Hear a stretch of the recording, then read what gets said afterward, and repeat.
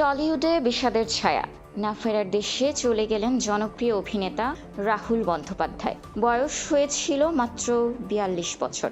রোববার সন্ধ্যায় ওড়িশার তালসারি সমুদ্র সৈকতে শুটিং চলাকালীন এক মর্মান্তিক দুর্ঘটনায় প্রাণ হারালেন চিরদিনই তুমি যে আমার খ্যাত এই তারকা। প্রিয় অভিনেতার এমন আকস্মিক বিদায়ে স্তম্ভিত গোটা বিনোদন জগৎ। ঠিক কী ঘটেছিল সেই সন্ধ্যায়?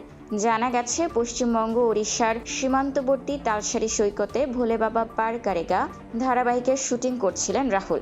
পরিচালক শুভাশিস মণ্ডলের দেওয়া তথ্য মতে, সহ অভিনেত্রী শ্বেতা মিশ্রর সঙ্গে হাঁটু সমান পানিতে একটি শট দিচ্ছিলেন তিনি। কিন্তু হঠাৎ করেই ভারসাম্য হারিয়ে গভীর পানির দিকে তলিয়ে যেতে থাকেন রাহুল। ইউনিটের সদস্যরা দ্রুত উদ্ধার করে দীঘা মহকুমা হাসপাতালে নিয়ে গেলেও শেষ রক্ষা হয়নি। চিকিৎসকরা তাকে মৃত ঘোষণা করেন। ১৯৮৩ সালে জন্ম নেওয়া রাহুলের অভিনয় যাত্রা শুরু হয়েছিল থিয়েটারের মঞ্চ থেকে। বাবার সাথে নাটকের মাধ্যমে হাতেখড়ি হওয়া এই অভিনেতা প্রায় ৪৫০টিরও বেশি নাটকে কাজ করেছেন। তবে ২০০৮ সালে রাজ চক্রবর্তীর চিরদিনই তুমি যে আমার সিনেমাটি তাকে রাতারাতি সুপারস্টার বানিয়ে দেয়। এরপর জ্যাকপট, পরাণ যায় জ্বলিয়ারে থেকে শুরু করে সাম্প্রতিক সময়ের ওটিটি সিরিজ ঠাকুমার ঝুলি সবখানেই নিজের জাত চিনিয়েছিলেন তিনি।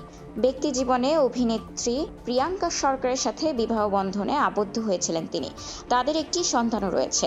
দীর্ঘ ২ দশকের অভিনয় জীবনে রাহুল শুধু একজন দক্ষ অভিনেতাই ছিলেন না, ছিলেন ইন্ডাস্ট্রির সবার প্রিয় মানুষ।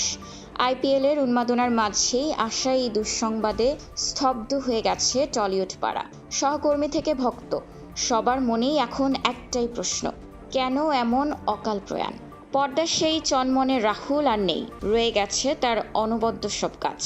তার বিদেহী আত্মার শান্তি কামনায় পুরো বাংলায়। টলিউডের এই অপূরণীয় ক্ষতি কি আদৌ পূরণ হবার? প্রিয় রাহুল স্মৃতি হয়ে থাকবেন সকলের হৃদয়ে। খোলা কাগজ, ঢাকা।